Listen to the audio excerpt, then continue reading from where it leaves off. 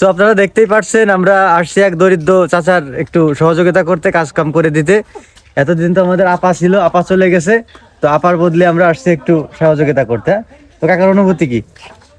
ঠিক আছে, আপনারা করেন। এতে তো আমি খুশি আছি অবশ্যই। তো চলেন আমরা দেখি, আমাদের সৈনিকরা মাঠে নেমে গেছে। আপনাদের এই দরিদ্র ব্যক্তির সহযোগিতা করতে পেরে আপনার মনের অনুভূতিটা কি? আমার মনে হচ্ছে যে আমি সবচেয়ে আনন্দিত হয়েছি আজকে।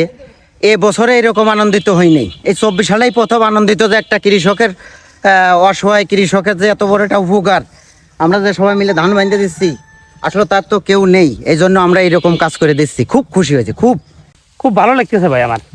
আমি এই যে এই লোকটা গরিব মানুষের এই যে তার ধানটা বাঁধিয়ে দিচ্ছি, খুব ভালো লাগতেছে আমার। মনে করেন যে আপার সৈনিক ছিল, কৃষকদের অনেক সাহায্য সহযোগিতা করতো, মাঠে নামিয়ে তারা কাজ করতো। কিন্তু এখন আপার সৈনিকরা নাই, এখন আমরাই সৈনিক রূপে আসে এই গরিব দুঃখীদের সাহায্য সহযোগিতা করতেছি।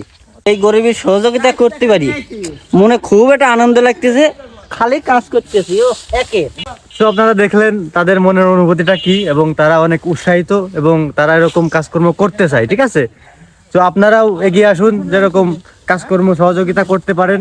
সবাই ভালো থাকবেন, আল্লাহ হাফেজ, দেখা হবে নেক্সট টাইমে।